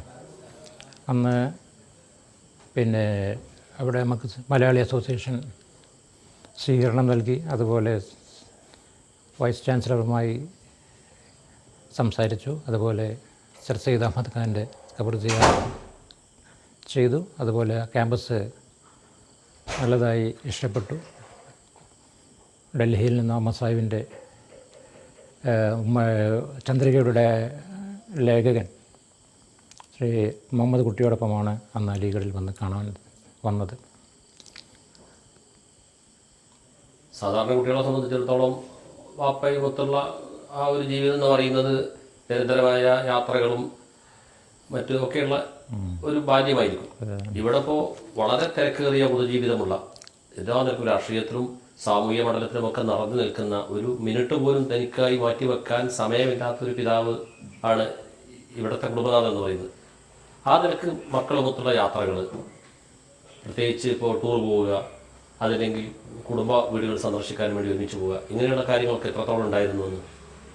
അന്ന് പിതാവിൻ്റെ ഉള്ള സമയത്തൊക്കെ നമ്മൾ കുടുംബ വീടുകൾ കൊയിലാണ്ടിയിലേക്കായിരുന്നു അധികം യാത്ര ചെയ്യാറ്. അതുപോലെ അവരെ പുതിയാപ്പിള നമ്മളെ അളിയൻ്റെ വീട്ടിലേക്ക്, പെൺമക്കൾ അവരെ കല്യാണം കഴിച്ച വീട്ടിലേക്ക്, അതുപോലെ പിന്നെ അമ്മമാരുടെ താന്നൂര് അതുപോലെയുള്ള സ്ഥലങ്ങളിലൊക്കെ യാത്ര ചെയ്തിരുന്നു. കുടുംബത്തിലെ പല വീടുകളിലും ഒന്നിച്ചായിരുന്നു. തിരക്കുണ്ടാകുമ്പോഴും പിന്നെ ചിലപ്പോൾ ഉമ്മയോടെ കൂട്ടി തന്നെ ഞങ്ങൾ ഒന്നിച്ച് ഒരു കുടുംബമായി തന്നെ പല സ്ഥലങ്ങളിലും പോയിരുന്നു. എന്നിരുന്നാലും പിതാവിൻ്റെ തിരക്ക് കാരണം പല ഉമ്മ തന്നെ പ്രത്യേകമായ നമ്മളൊക്കെ വിളിച്ച് കൊണ്ടാണ് പോകാറ്. കാരണം ഉപ്പാക്ക് ഈ വലിയ തറവാട്ടിൽ തിരക്കുകൾ ഉണ്ടാകുമ്പോഴും നമ്മളെ ഉമ്മയുടെ കൂടെയാണ് പല വീടുകളിലേക്കും വിരുന്ന് പോകാറും അതുപോലെ പല കുടുംബ ഗ്രഹങ്ങളൊക്കെ വീടുകളൊക്കെ സന്ദർശിക്കുവാറും ചെയ്യാറുണ്ട്. ഹോസ്റ്റൽ ജീവിതത്തിനിടയിൽ വീട്ടിൽ വരുന്ന സമയത്തോ അതല്ലെങ്കിൽ ഇപ്പോൾ സ്കൂളിൽ പഠിക്കുന്ന കാലത്താണെങ്കിൽ ഇവിടെ വീട്ടിലുള്ളപ്പോഴോ ഒക്കെ പാഠ്യ വിഷയങ്ങൾ ഏതെല്ലാം പഠിക്കുന്നു, ഏതാണ് പുസ്തകങ്ങൾ, വിഷയങ്ങൾ എന്തൊക്കെയാണ്, ആരാണ് പഠിപ്പിക്കുന്നത്, ഇത്തരം കാര്യങ്ങളൊക്കെ അന്വേഷിക്കുന്നൊരു പതിവുണ്ടായിരുന്നു? അങ്ങനെ പഴയ കാലത്ത് നമ്മളൊന്ന് ഇവിടെ പാപ്പയുണ്ടായപ്പോൾ പാപ്പ പഠിച്ച ഒരു മാളിക ഇവിടെ ഉണ്ടായിരുന്നു. നേരത്തെ സെയ്ദ് ഹൈദരലി ശിഹാബ് സാദിഖ് അലി ശിഹാബ് ഞങ്ങൾ പറഞ്ഞതുപോലെ തന്നെ ആ ഒരു പഴയ ഒരു വീടിൻ്റെ മുകളിലായിരുന്നു പാപ്പ പഠിച്ച ആ റൂം. ആ റൂമിൽ വെച്ചായിരുന്നു ഞാനും അബ്ബാസ് അലി തങ്ങളായിരുന്നു അവിടെ അധിക സമയവും അവിടെ വിനിയോഗിക്കാറ് പഠിക്കാൻ. അപ്പോൾ ഇപ്പോൾ ഉപയോഗിച്ച കുറേ പുസ്തകങ്ങളും അതുപോലെ ഗ്രന്ഥങ്ങളും ഒക്കെ അന്നും അവിടെ ഒരു ലൈബ്രറിയിൽ സൂക്ഷിക്കാറുണ്ടായിരുന്നു. അങ്ങനെ പഠനങ്ങളൊക്കെ ഞങ്ങൾ അതിൻ്റെ മുകളിൽ നിന്ന് പഠിക്കുകയും ജനങ്ങൾ ഇവിടെ വരുമ്പോൾ അവിടെ നിന്ന് വീക്ഷിക്കുകയും ഇവിടെ ഒരുപാട് ആളുകൾ സന്ദർശിക്കുന്ന ഒരുപാട് രാത്രിയായാലും കുറേ ആളുകൾ കൂട്ടം കൂടമായി തന്നെ മുറ്റത്തുണ്ടായിരുന്നു. അവരെ കാണുവാനും ഒക്കെ നമ്മൾ മുകളിൽ നിന്ന് വീക്ഷിക്കാറുമുണ്ടായിരുന്നു. ഇടയ്ക്ക് സമയം നമ്മളുടെ പഠനങ്ങൾ നോക്കാൻ വേണ്ടി ഞങ്ങൾ മുകളിലേക്ക് വരികയും പഠിക്കുന്ന എങ്ങനെ പഠിക്കുന്നു എന്നുള്ളതൊക്കെ ചോദിച്ച് വിവരം അറിയുകയുണ്ടായിരുന്നു. കുട്ടികളെന്ന കാലത്ത് ഇപ്പോൾ ഈജിപ്തിലെ പഠനകാലത്തെക്കുറിച്ചോ അല്ലെങ്കിൽ വാപ്പയുടെ ആ കാലഘട്ടത്തിലെ ഒരു വിദ്യാർത്ഥി യൗവനകാലത്തെ വാപ്പയുടെ ഒരു ജീവിതത്തെക്കുറിച്ചൊക്കെ പറഞ്ഞു തരാറുണ്ടായിരുന്നു. ഞങ്ങൾക്ക് അറിയുന്നത് അധികവും അവിടെ പഠിച്ച സഹപാഠികളുണ്ടായിരുന്നു. അവർ പാണക്കാട് വരികയോ അവർ പറയുന്നതിനനുസരിച്ചുള്ള വിവരങ്ങളിലാണ് ഈജിപ്തിലെ പഠനങ്ങൾ എങ്ങനെ ബാപ്പയുടെ അവിടുത്തെ പഠന രീതിയും അതുപോലെ സ്വഭാവ ഗുണങ്ങളുമൊക്കെ വളരെയധികം ആശ്ചര്യത്തോടെ ഞങ്ങളത് കേൾക്കുകയും അതുപോലെ അവിടുത്തെ പഠന രീതികളും അവിടുത്തെ ബാപ്പയുടെ ക്യാരക്ടറൊക്കെ നമുക്ക് പറഞ്ഞു തരുന്നത് മിക്കവാറും അവരിലൂടെയാണ്. പ്രധാനമായും നമുക്ക് 2-3 വ്യക്തികൾ നമുക്ക് പെരുമ്പലാവിൽ ഒന്നിച്ച് പഠിച്ചിരുന്ന ഒരാളുണ്ടായിരുന്നു. പിന്നെ വേറെ 2-3 ആളുകൾ ആ സമയത്ത് പാപ്പൻ്റെ കൂടെ പഠിച്ചവരുണ്ടായിരുന്നു. അവരുടെയൊക്കെ ഓർമ്മകളിലൂടെയാണ് നമുക്ക് കൂടുതൽ ഈജിപ്തിലെ കാലഘട്ടത്തിൽ ഈ ഹജൽ അസറിൽ പാപ്പ പഠിച്ച ആ അനുഭവങ്ങൾ നമ്മൾ അറിയുന്നതും അതുപോലെ നമുക്ക് ആൽബങ്ങളിലൂടെ അറിയാം അവിടുത്തെ ഹോസ്റ്റൽ രീതികളും അതുപോലെ പഠിപ്പും അവിടുത്തെ ഇന്ത്യയിലെ രാഷ്ട്രീയ നേതാക്കന്മാർ വിസിറ്റ് ചെയ്ത സക്കീർ ഹുസൈൻ പോലുള്ള നേതാക്കന്മാർ, ഇന്ദിരാഗാന്ധി, അങ്ങനെയുള്ള വിശിഷ്ട വ്യക്തിത്വങ്ങൾ അവിടെ വന്നിരുന്നു. വാപ്പ അവരെ കൂടെ ഫോട്ടോക്ക് പോസ്റ്റ് ചെയ്യുന്ന ഒരുപാട് ഫോട്ടോകളും ആ ആൽബത്തിൽ ഇപ്പോഴും അത് ഓർത്തുകൊണ്ട് അവിടുത്തെ ഈജിപ്തിലെ പഠന രീതി നമുക്കറിയുവാൻ സാധിച്ചു എന്നുള്ളതാണ്. പിന്നെ കുറച്ചൊക്കെ പാപ്പ പറഞ്ഞ് തരുകയും ചെയ്യും അവിടുത്തെ കാര്യങ്ങളൊക്കെ എങ്ങനെയാണ് എന്നൊക്കെ. MA ഇംഗ്ലീഷ് അതുപോലെ MA അറബിക്കിൽ 2 ബിരുദങ്ങളാണ് ഈജിപ്തിൽ നിന്ന് പഠിച്ച് ഇറങ്ങിയത്. അപ്പോഴെ ഒരു വ്യക്തി എന്നാലൊക്കെ അപ്പോഴുടെ ഇഷ്ടാനിഷ്ടങ്ങൾ, പിന്നെ ഇപ്പോൾ അതിൽ വേഷവിധാനങ്ങൾ, അതല്ലെങ്കിൽ പ്രത്യേകമായ താല്പര്യങ്ങൾ എന്തിലൊക്കെ ആയിരുന്നു ഒരു സാധാരണ ഇതിൽ വ്യത്യസ്തമായിട്ട്? ഒന്നാമതായത് അറബിക്ക് പുസ്തകങ്ങൾ വായിക്കുകയായിരുന്നു ഹോബി. അത് ഇവിടെ ഗൾഫ് നാടുകളിൽ ഉള്ള പ്രവാസികളോട് സുഹൃത്തുക്കളോടൊക്കെ ആ മാഗസിൻ തന്നെ കൊണ്ടുവരണം എന്ന് പറയുകയും അങ്ങനെ, അതുപോലെ മലയാള മാഗസിനും അതുപോലെ അറബിക്ക് മാഗസിനായിരുന്നു കൂടുതലായി വായിച്ചിരുന്നത്. പ്രത്യേക ഹോബി അതായിരുന്നു. പിന്നെ അറബിക് സോങ്സ്, അറബിക് ഗാനം വളരെയധികം ഇഷ്ടമായിരുന്നു. ഉമ്മുൽ കുൽസു അതുപോലെ വളരെ അന്ന് പ്രസിദ്ധമായ ഈ ഈജിപ്തിലൊക്കെ പഠിക്കുമ്പോഴുള്ള അത് അനുസരിച്ചുള്ള ഒരുപാട് ഗായികമാരുണ്ടായിരുന്നു. അവരുടെയൊക്കെ കാസറ്റുകളുടെ കളക്ഷൻ എപ്പോഴും പാപ്പനടുത്തുണ്ടായിരുന്നു. അത് വീട്ടിൽ തന്നെ വെച്ച് നമുക്ക് പറഞ്ഞു തരും, ഇത് ഇവരാണ് പാടുന്നത്, ഇവരാണത്, അവരെ ഗാനമാണ് ഈ അറബി സോങ്ങാണ് കേൾക്കുന്നത്. അതിൻ്റെ മ്യൂസിക് ഒക്കെ നല്ലൊരു ഭംഗിയായ രീതിയിൽ തന്നെ അവർക്ക് ഈണം എപ്പോഴും അവർക്ക് ഒരു ഹോബിയായ ഒരുപാട് വിഷയങ്ങൾ. അതുപോലെ മറ്റുള്ള യാത്രയാണ് കൂടുതൽ ഇഷ്ടം. പിന്നെ വളർത്തു മൃഗങ്ങൾ, അതുപോലെ നമുക്ക് ഉള്ളതുപോലെ കുരങ്ങ്, അതുപോലെ ഉള്ള വീട്ടിൽ വളർത്താവുന്ന വന്യജീവികളെ നമുക്ക് ഇഷ്ടമായിരുന്നു. അതുപോലെ പൂച്ചെടികൾ, പൂന്തോട്ടം, അങ്ങനെയുള്ള കാര്യങ്ങളിലൊക്കെ പപ്പയ്ക്ക് വളരെയധികം താല്പര്യം, ഇഷ്ടമായിരുന്നു. യാത്ര കഴിഞ്ഞ് വരുമ്പോൾ കുട്ടികൾക്ക് യാത്രയിൽ നിന്ന് വാങ്ങുന്നതോ മറ്റൊക്കെ ആയിട്ട് യാത്രയുടെ സമ്മാനമായിട്ട് എന്താണ് കൊണ്ടുവരാറുണ്ടായിരുന്നത്? ഇങ്ങനെ പ്രത്യേകമായിട്ട് കുട്ടികൾക്കൊക്കെ ഓരോന്നായിട്ട് മക്കൾക്കൊക്കെ വേണ്ടിയിട്ട് കൊണ്ടുവരാറുണ്ടായിരുന്നോ? പ്രത്യേകമായ എന്തെങ്കിലും യാത്ര കഴിഞ്ഞ് വരുമ്പോൾ എന്തെങ്കിലും കാറിൽ എന്തെങ്കിലും കുട്ടികളെ ആരെങ്കിലും പോയി നോക്കും എന്തെങ്കിലും ഉണ്ടോ എന്നുള്ളത്. അത് ആദ്യം ചിലപ്പോൾ മുട്ടായിട്ടുണ്ടെങ്കിൽ അത് ആദ്യം വരുന്ന കുട്ടികൾക്ക് പെട്ടെന്ന് കൊടുക്കും. അങ്ങനെയൊക്കെയുള്ള ഒരുപാട് അനുഭവങ്ങൾ കണ്ടിട്ടുണ്ട്. അതുപോലെ മറ്റുള്ള അതേമാതിരി ഗിഫ്റ്റുകളൊക്കെ ഉണ്ടെങ്കിലും അത് അത് അത് റൂമിലെത്തുന്നത് വരെ അതുപോലെ നോക്കി നിൽക്കും, എന്താണെന്നുള്ള ആശ്ചര്യത്തോടെ ആർക്ക് കിട്ടും എന്നുള്ള രീതിയിൽ. അങ്ങനെയുള്ള ഒരു സമ്മാനമായി നമ്മളെ പെങ്ങന്മാരുടെ കുട്ടികളുമാർ ഒന്നിച്ചിരുന്ന തമാശകൾ പറഞ്ഞും അതുപോലെ അവരുമായി സമയം പങ്കിടുകയും ചെയ്യുന്നു. വീട്ടിൽ യാത്ര കഴിഞ്ഞ് വന്നതിന് ശേഷം ഉള്ള സമയങ്ങളിൽ അതിനൊക്കെ പാപ്പ സമയം കാണുന്നു എന്നുള്ളതാണ്. പാപ്പയുടെ ഇപ്പോൾ പാപ്പ മരണപ്പെട്ടിട്ട് 11 വർഷമായി. ഈ 11 വർഷം, ഈ ഒരു കാലയളവ് എത്രത്തോളമാണ് മനസ്സിലുണ്ടാക്കുന്ന ഒരു ഫീൽ? എന്താണ് പാപ്പ ഇല്ലാത്തൊരു കാലം എന്ന്? പാപ്പയുടെ വിയോഗത്തിന് ശേഷം അതിൻ്റെ ആദരവും അതുപോലെ ജനങ്ങൾ എന്നും നമ്മോട് കൂടുതൽ കോണ്ടാക്റ്റ് ചെയ്യുകയും അതുപോലെ ബഹുമാനമായ രീതിയിൽ അവർ നമ്മോട് സ്നേഹം പുലർത്തുകയും ചെയ്യുകയും ഈ ഒരു 11 വർഷത്തിനിടയ്ക്കിൽ അവരുടെയൊക്കെ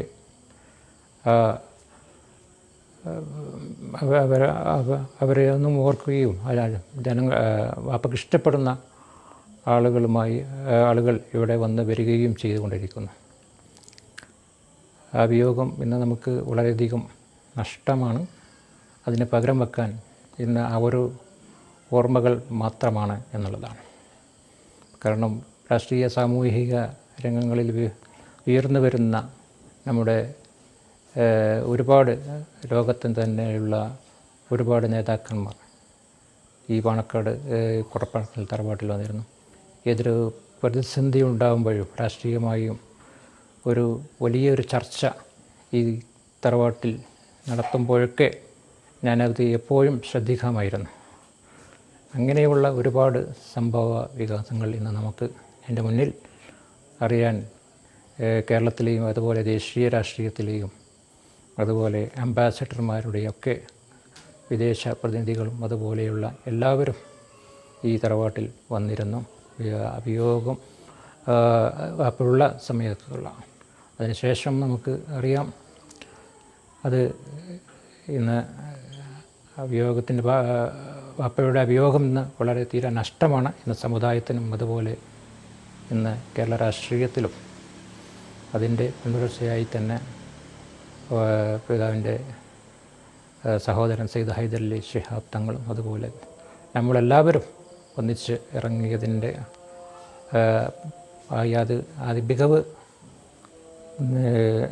മികവ് നിർത്തിയോടെ അതിനെ ഇന്നും മുന്നോട്ട് കൊണ്ടുപോകുവാൻ സാധിക്കുന്നത് പിതാവുള്ള പോലെയുള്ള ഒരനുഭവമാണ് ഇപ്പോൾ നമുക്ക് ഉണ്ടായിക്കൊണ്ടിരിക്കുന്നത്. കാരണം കേരളത്തിലെ പല മേഖലകളിലും പിതാവിൻ്റെ പേരിലുള്ള പല ഫ്ലക്സുകളും അതുപോലെ സ്മരണകളും അതുപോലെ ബൈത്തുർ റഹ്മ പോലെ പദ്ധതികളുമൊക്കെ അതുപോലെ ഈ സെൻറ്റർ അതുപോലെ സെൻറ്റർ പോലെയുള്ള ഡയാലിസിസ് സെൻറ്റർ അതുപോലെ ശിഹാബ് ട്രസ്റ്റ് പോലെയുള്ള ഒരുപാട് സംഭവങ്ങൾ നടത്തിക്കൊണ്ടിരിക്കും. അതൊരു ഓർമ്മയായി അതുപോലെ പാപ്പയുടെ സ്മരണമായി അത് ഇപ്പോഴും മുന്നോട്ട് പോയിക്കൊണ്ടിരിക്കുന്നു. പിതാവിൻ്റെ മരണം നമ്മളെ എല്ലാവരെയും വേദനിപ്പിക്കുന്ന ഒരു മരണമായിരുന്നു. കാരണം ജനങ്ങൾ ആ മരണവാർത്ത അറിഞ്ഞതോടെ പാണക്കാടിലേക്കുള്ള യാത്രകളും അതുപോലെ പല ഭാഗത്തു നിന്നുള്ള ആളുകൾ വരാൻ കഴിയാതെയും വഴികൾ ഇവിടെ നടന്നു വരികയും ചെയ്തിരുന്ന രാത്രിയായിരുന്നു. അന്ന് ഞാനിവിടെ ഇല്ലായിരുന്നു. ഞാൻ പിറ്റേ ദിവസം മലേഷ്യയിൽ നിന്ന് രാവിലെ ബാംഗ്ലൂരിലെത്തി അവിടെ നിന്നും കാർ മാർഗം ആണ് ഇവിടെ എത്തിയത്. നേരെ കോട്ടക്കുന്നിലേക്കാണ് മയ്യത്ത് അവിടെയാണ് വെച്ചിരുന്നത്. അവിടെ കാണുകയും രാജ്യത്തിൻ്റെ വിവിധ ഭാഗങ്ങളിൽ നിന്നുള്ള അതുപോലെ കേരളത്തിൻ്റെയും വിവിധ ഭാഗങ്ങളിൽ നിന്നുള്ള ഒരുപാട് രാഷ്ട്രീയ സാമൂഹിക നേതാക്കന്മാർ അന്തിമ ഒരു നോക്ക് കാണാനും അതുപോലെ മയ്യത്ത് സന്ദർശിക്കുവാനും അവിടെ വരികയും വൻ ജലാവലിയോടെ ആയിരുന്നു ആ പിതാവിൻ്റെ അന്ത്യയാത്ര. അത് വളരെ കേരള സമൂഹത്തെ ഒന്നടങ്കം വേദനാജനകമായ രീതിയിലായിരുന്നു പിതാവിൻ്റെ മരണം നമുക്ക് കാണാൻ സാധിച്ചത്. പാണക്കാട് പള്ളിയിൽ വൈകുന്നേരം ഖബറടക്കം ഡൽഹിയിൽ നിന്നും അതുപോലെ ഗുലാം നബി ആസാദ് ഉൾപ്പെടെയുള്ള വ്യക്തികളുടെയും കേരളത്തിലെ രാഷ്ട്രീയ സാമൂഹിക രംഗങ്ങളിൽ ഒരുപാട് വ്യക്തിത്വങ്ങൾ പങ്കെടുത്തുകൊണ്ടായിരുന്നു പിതാവിൻ്റെ അന്ത്യകർമ്മങ്ങൾ അവിടെ നടന്നത്. ആ വിയോഗത്തിൽ നമുക്കിന്ന് കൃപളരാത്ത ആ മരണാനന്തര ചടങ്ങുകളൊക്കെ നമുക്ക് ഇന്ന് വളരെയധികം ഹൃദയത്തിൽ എന്നും ഒരു വേദനയോടെ ഓർക്കുകയാണ്. പിതാവിന് മഹ്ഫിറത്തും മർഹമത്തും നൽകുമാറാകട്ടെ. ഈ ഷഹബാൻ 10 ഈ ദിനത്തിൽ പിതാവിനെ കുറിച്ചുള്ള അനുസ്മരണം ഇവിടെ നടന്നു. ഹൈദരലി തങ്ങളും അതുപോലെ സാദിഖലി തങ്ങളും ഒരുപാട് വിഷയങ്ങൾ കുഞ്ഞാലിക്കുട്ടി സാഹിബൊക്കെ ഈ ദിനത്തിൽ തന്നെ അത് ഇവിടെ നിന്ന് പങ്കുവച്ചു. ഇങ്ങനെയുള്ള ഒരു ഒത്തൊരുമിച്ച് കൂടൽ ഈ തറവാട്ടിൽ വെച്ച് നമുക്ക് ഒരുപാട് അനുഭവങ്ങൾ പഠിക്കുവാനും അതുപോലെ കേൾക്കുവാനും ഇതിലൂടെ സാധിച്ചു. നിങ്ങളുടെ ഈ ഇത്തരം മാത്രം പറഞ്ഞുകൊണ്ട് ഞാൻ ഇവിടെ നിർത്തുകയാണ്.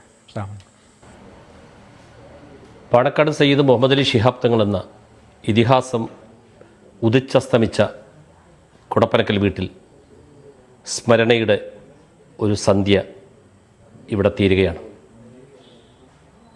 സയ്യിദ് മുനവർ അലി ശിഹാബ് തങ്ങൾ ആതിഥേയനായ ഈ കുടപ്പനക്കൽ വസതിയുടെ മുറ്റത്ത് സയ്യിദ് ഹൈദരലി ശിഹാബ് തങ്ങളും സയ്യിദ് സാദിഖ് അലി ശിഹാബ് തങ്ങളും പി.കെ. കുഞ്ഞാലിക്കുട്ടി സാഹിബും സയ്യിദ് ബഷീർ അലി ശിഹാബ് തങ്ങളും ആ മഹാപുരുഷ സ്മൃതിയിലൂടെ നമ്മെ വഴി നടത്തുകയുണ്ടായി. ഭാഷയും ദേശവും ജാതിയും മതവും അതിരിടാത്ത ഒരു അതിവിശാല സ്നേഹ സാമ്രാജ്യത്തിലെ സുൽത്താനായിരുന്ന സയ്യിദ് മുഹമ്മദ് അലി ശിഹാബ് തങ്ങൾ വിടവാങ്ങിയിട്ട് 11 വർഷം കടന്നു പോവുകയാണ്. 1936 മെയ് മാസം 4-ാം തീയതി ജനിച്ച് 1975 സെപ്റ്റംബർ 1 മുസ്ലിം ലീഗിൻ്റെ സംസ്ഥാന പ്രസിഡന്റ് പദവിയിൽ നിയുക്തനായി. 2009 ഓഗസ്റ്റ് 1 സയ്യിദ് മുഹമ്മദ് അലി ശിഹാബ് തങ്ങൾ ചരിത്രത്തിലേക്ക് മറയുന്ന നിമിഷം വരേക്കുള്ള ആ 10 പതിറ്റാണ്ടുകൾ കേരള രാഷ്ട്രീയത്തിലെയും ഇന്ത്യൻ രാഷ്ട്രീയത്തിലെയും എണ്ണമറ്റ സംഭവ പരമ്പരകളാൽ സാന്ദ്രമാണ്. അതിനു മുമ്പിലെല്ലാം ശാന്തമായ സൗമ്യഭാവമാർന്ന ഒരു പ്രകാശഗോപുരമായി സയ്യിദ് മുഹമ്മദ് അലി ശിഹാബ് തങ്ങൾ നിലകൊണ്ടു.